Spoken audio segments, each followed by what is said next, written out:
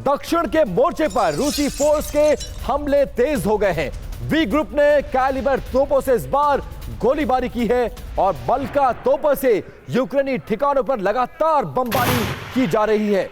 बल्का तोपों की बमबारी से यूक्रेन की डिफेंस लाइंस को बहुत ज्यादा नुकसान पहुंचा है। दक्षिण के मोर्चे पर रूस को इस बमबारी से बड़ी बढ़त मिली है।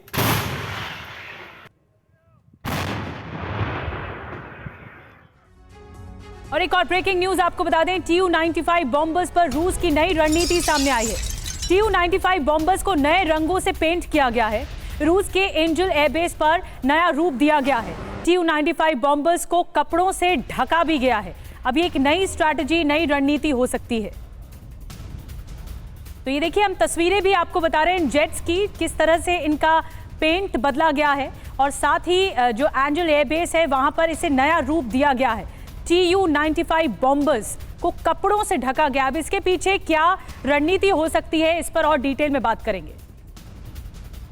बिल्कुल, कुछ और डिटेल्स आ गई है। आखिर क्यों Tu-95 बॉम्बर्स को नया रूप और रंग देने की कोशिश की गई है, इसकी वजह क्या है, ये आपको आगे बताते हैं। रूसी न्यूक्लियर जेट का बदला रंग और Tu-95 का रंग बदलने की दो बड़ी वजह हैं। पहला, सैटेलाइट को चकमा देने की कोशिश है। दूसरी बड़ी वजह, यूक्रेनी अटैक को भटकाने की कोशिश हो सकती है। रूस के लिए यह कितना अहम हो सकता है Tu-95 बॉम्बर्स? रूसी एयरफोर्स का मुख्य युद्धक विमान है जो कि सबसे बड़ा बेड़ा माना जाता है। Tu-95 यूक्रेन के लिए कितना खतरनाक होगा, अब यह भी जान लीजिए। अग्रिम मोर्चे को तहस नहस करने के लिए इसकी बड़ी मदद ली जा सकती है। कितना घातक हो सकता है Tu-95 बॉम्बर? लंबी उड़ान भरकर न्यूक्लियर हमला करने में भी यह पूरी तरह से सक्षम है। और आप समझ लीजिए कि इस तरह की कार्रवाई करके रशिया कहीं ना कहीं यूक्रेन को एक बार फिर से घेरने की कोशिश कर रहा है। महेश सचदेवा सर जो कि हमारे साथ जुड़े हुए। सर, इस रिपोर्ट के इतर मैं आपसे सवाल यह पूछना चाहता हूं कि दो मुल्कों से, एक तो ब्रिटेन की तरफ से जो कहा गया और उसके बाद अमेरिका ने जिस तरह से यूक्रेन वॉर से अपने हाथ पीछे खींचे हैं, क्या इंपैक्ट हो रहा है डिप्लोमेटिकली? आप क्या समझते हैं, कैसे एलिब्रेट करेंगे इसको?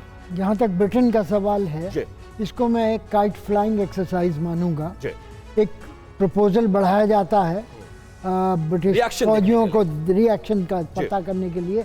अगर मेदवेदेव की आक्रामक जवाब ना होता तो शायद इसको इम्प्लीमेंट किया जाता, लेकिन क्योंकि आक्रामक जवाब आया, टस को टस दिया गया, तो उन्होंने पीछे हटने का फैसला किया और बताया गया कि ऐसा कोई वो ही नहीं, प्रपोजल ही नहीं।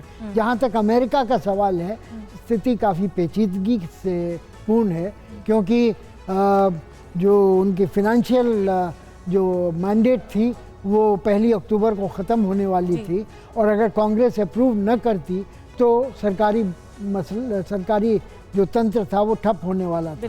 उसे बचाने के लिए उनको समझौता करना पड़ा रिपब्लिकन हार्डलाइनर्स से और उनको जो समझौते के अंतर्गत उनको यूक्रेन की जो मदद की जो उन्होंने वायदा किया था 24 बिलियन डॉलर देने का, उससे वो पीछे हटे। और यही एक बहुत बड़ा नैरेटिव है कि ये बताने की कोशिश है कि हम तो आपके साथ हैं, लेकिन इनडायरेक्ट रूप में क्या वो कहना चाहते हैं इसके भी कई मायने हैं। और वॉर युद्ध से लड़ा जाता है, वॉर जो है वो दिमाग से लड़ा जाता है, ये भी आपने कहा।